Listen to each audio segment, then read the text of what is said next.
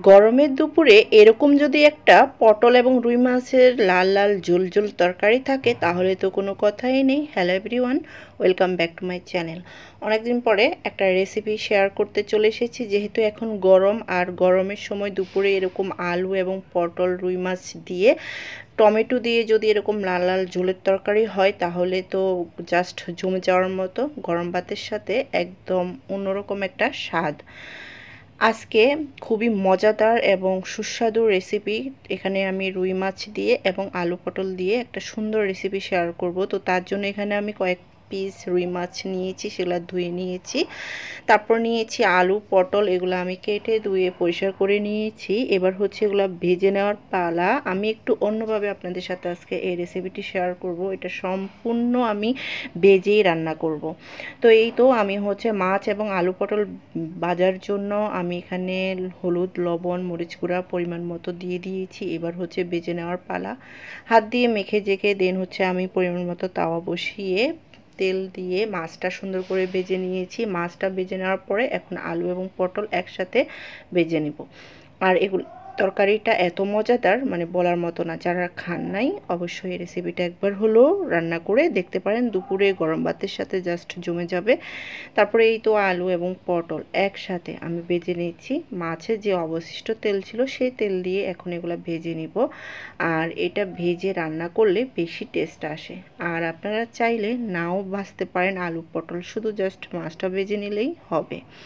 আলু এবং পটল ভাজা হয়ে গেছে, এবার তুলে নিয়েছি। দেখতেই পাচ্ছেন আমি কিভাবে এটা ভেজে নিয়েছি। আপনারা চাইলে আরেকটু হালকা ভেজে নিতে পারেন।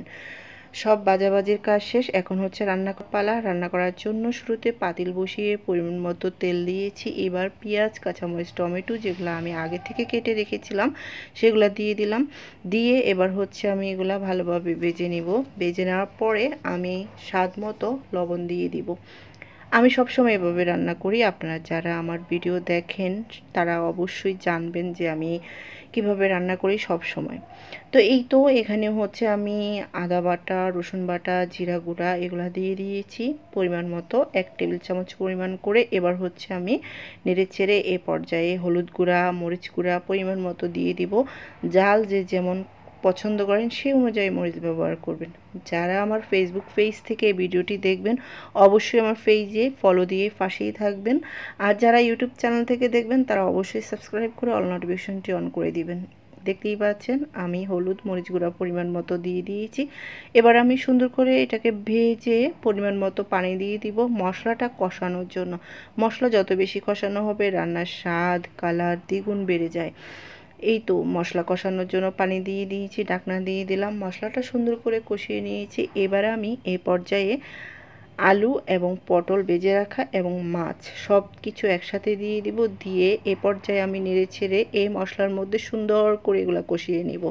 আজকের রেসিপিটি একটু অন্যভাবে রান্না করেছি। আশা করি আজকের রেসিপিটি অনেক বেশি ভালো লাগবে।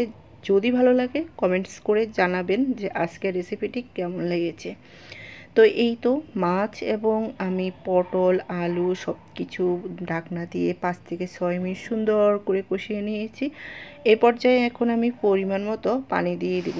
পানিটা দিয়ে আবারও নেড়ে ছেড়ে ঢাকনা দিয়ে দিব। এটা হতে বেশি একটা টাইম লাগবে না, যেহেতু আমি সব কিছু আগে থেকে ভেজে নিয়েছি। এবার আমি ঢাকনা দিয়ে সুন্দর করে এটাকে একটা বলক চলে আসলে চুলার আঁচটা কমিয়ে রান্না করে নিব। দেখতেই পাচ্ছেন ঝোলের কালারটা কত সুন্দর এসেছে। এবার আমি ঢাকনা দিয়ে দিব।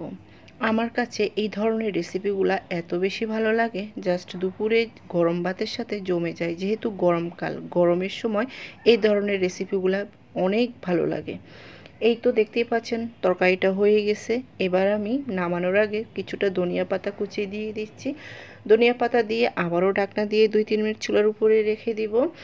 এতে করে আরেকটু তরকারির কালার এবং স্বাদ বেড়ে যাবে। দেখতেই পাচ্ছেন তরকারি আমার ফাইনাল হয়ে গেছে। এবার আমি চুলাটা অফ করে দিব। চুলাটা অফ করে এখন একটা বাটিতে ঢেলে নিব। আর বাটিতে ঢেলে নিয়ে গরম ভাতের সাথে খাবো, কারণ এত মজা এই তরকারিটা। দেখতেই পাচ্ছেন রুই মাছ এবং আলু পটলের লাল লাল ঝোল তরকারি হয়ে গেছে আমার। আর আজকের রেসিপিটি কেমন হয়েছে সেটা জানাবেন কমেন্টস বক্সে। আর আজকের মতো বিদায় নিই, সবাই ভালো থাকবেন। আর এই রেসিপি কার কার ভালো লাগে সেটাও জানাবেন।